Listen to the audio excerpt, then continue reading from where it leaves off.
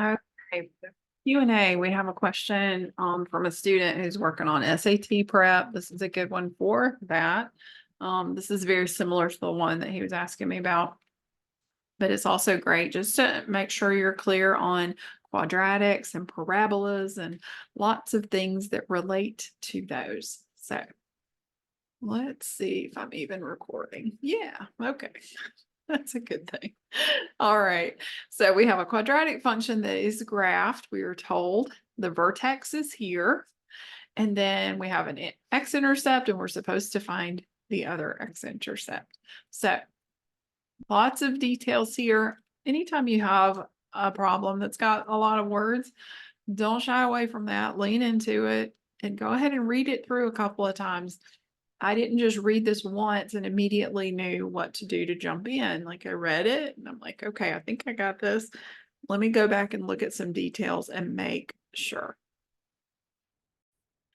So we need to think about what we know about a quadratic. When it's graphed, it's a parabola, right? It's a U shape, prettier, more symmetric U shape than I drew there, but that's just to help me think through this one. So I'm going to sketch a nice little coordinate plane. Let's see here, something like that. And I know that I have this parabola and it has x-intercepts. In fact, it says that it has two of them.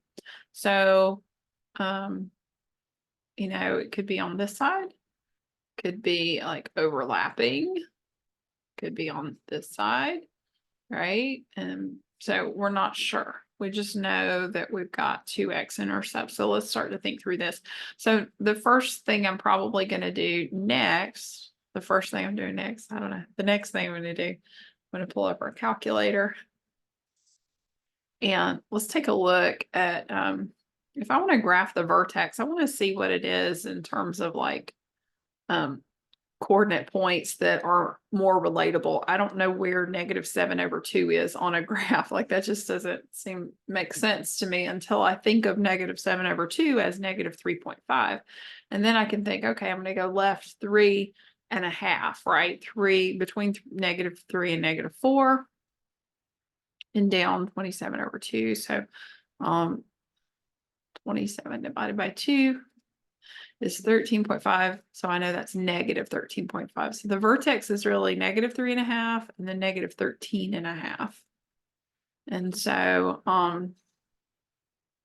that helps me just to kind of think through, okay, I'm going to say that down here is -13.5. So at -3.5, -13.5.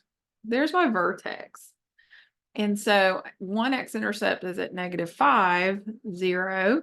So we'll call that right there. Something like that. And the other one is going to go something like this. But the question is, where is that exact point, right? I definitely didn't draw it to scale. It's just giving me an idea of what's happening here. So there must be some way I can figure this out. So think about that, that vertex is going to be halfway between the two x-intercepts. So, I mean, you could think, well, how far is it from -3 to -5 on that number line? You know, if you're just thinking about the x-axis number line here, you're going to go another 1 to -4.5 and then a half. So you're going to go left 1.5 units to get to -5, right? From -3.5. Well, then you would go right 1.5 units to get to the other x-intercept. So -3.5 plus 1.5. Let's make sure we get that right. Let's see what we get for that. -3.5 plus 1.5 is -2. Doesn't that come out nice and clean? So that means that our other x-intercept is at -2, 0. So that would be our answer. Now, just so you know, technically, this is a midpoint. And so you're using the midpoint formula. The midpoint formula says that the midpoint like X value is equal to your first X and second X, meaning your endpoints, the X values of those, divided by 2. So let's plug that in. Let me change color so you can kind of see what I'm talking about. So our midpoint is at negative 3.5. And our endpoint, one end of that little segment here is negative 5.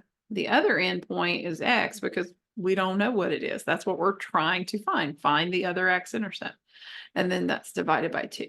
So then you're solving this algebra equation for X. So I would go in and multiply the whole thing by 2 just to get rid of that fraction. 2 times negative 3.5 is negative 7. And then 2 times this fraction, the 2's would cancel and you're just left with negative 5 plus X. So then you just add 5 to both sides. And you get X is negative 2. Negative 7 plus 5 is negative 2. So 2 ways to get the same answer, and I hope that helps you.